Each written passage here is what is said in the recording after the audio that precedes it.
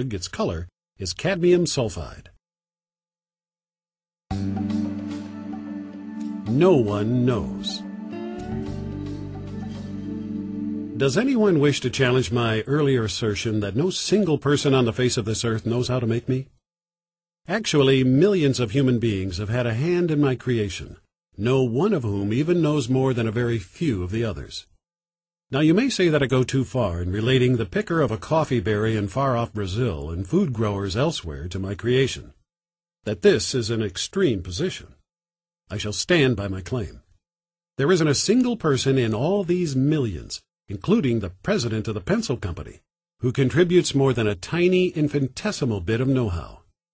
From the standpoint of know-how, the only difference between the miner of graphite in Ceylon and the logger in Oregon is the type of know-how. Neither the miner nor the logger can be dispensed with, any more than can the chemist at the factory or the worker in the oil field, paraffin being a byproduct of petroleum. Here's an astounding fact. Neither the worker in the oil field, nor the chemist, nor the digger of graphite or clay, nor any who mans or makes the ships or trains or trucks, nor the one who runs the machine that does the knurling on my bit of metal, nor the president of the company, performs his singular task because he wants me. Each one wants me less, perhaps, than does a child in the first grade. Indeed, there are some among this vast multitude who never saw a pencil, nor would they know how to use one. Their motivation is other than me. Perhaps it's something like this. Each of these millions sees that he can thus exchange his tiny know-how for the goods and services he needs or wants. I may or may not be among these items. No mastermind. There is a fact still more astounding. The absence of a mastermind, of anyone dictating or forcibly directing these countless actions which bring me into being. No trace of such a person can be found. Instead, we find the invisible hand at work. This is the mystery to which I earlier referred. It has been said that only God can make a tree. Why do we agree with this? Isn't it because we realize that we ourselves could not make one? Indeed, can we even describe a tree? We cannot, except in superficial terms. We can say, for instance, that a certain molecular configuration manifests itself as a tree.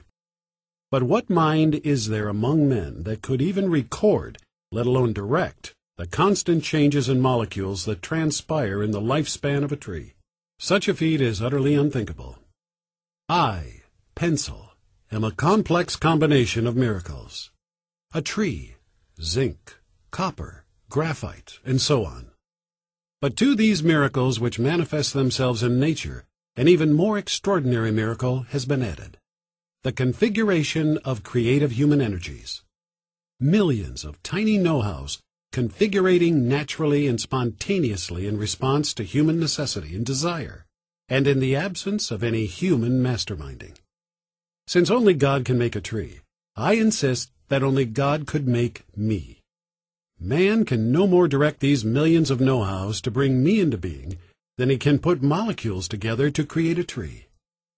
The above is what I meant when writing, "If you can become aware of the miraculousness which I symbolize, you can help save the freedom mankind is so unhappily losing."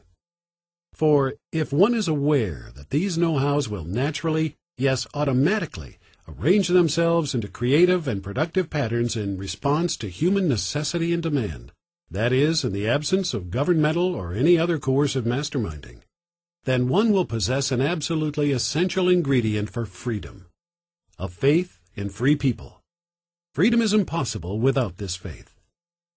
Once government has had a monopoly of a creative activity, such, for instance, as the delivery of the mails, most individuals will believe that the mails could not be efficiently delivered by men acting freely. And here's the reason. Each one acknowledges that he himself doesn't know how to do all the things incident to mail delivery. He also recognizes that no other individual could do it. These assumptions are correct.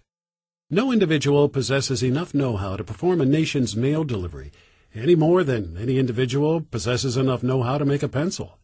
Now, In the absence of faith and free people, in the unawareness that millions of tiny know-hows would naturally and miraculously form and cooperate to satisfy this necessity, the individual cannot help but reach the erroneous conclusion that mail can be delivered only by governmental masterminding.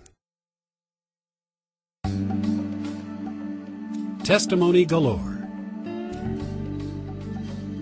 If I, pencil, were the only item that could offer testimony on what men and women can accomplish when free to try, then those with little faith would have a fair case. However, there is testimony galore. It's all about us and on every hand. Mail delivery is exceedingly simple when compared, for instance, to the making of an automobile, or a calculating machine, or a grain combine, or a milling machine, or to tens of thousands of other things. Delivery?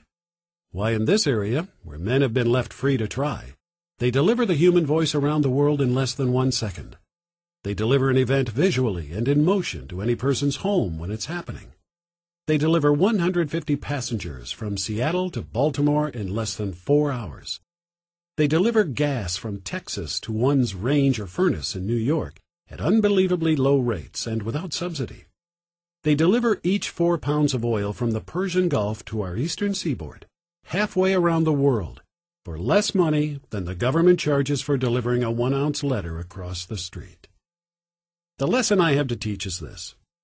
Leave all creative energies uninhibited. Merely organize society to act in harmony with this lesson. Let society's legal apparatus remove all obstacles the best it can. Permit these creative know-hows freely to flow. Have faith that free men and women will respond to the invisible hand. This faith will be confirmed. I, pencil, seemingly simple though I am, offer the miracle of my creation as testimony that this is a practical faith. As practical as the sun, the rain, a cedar tree, the good earth.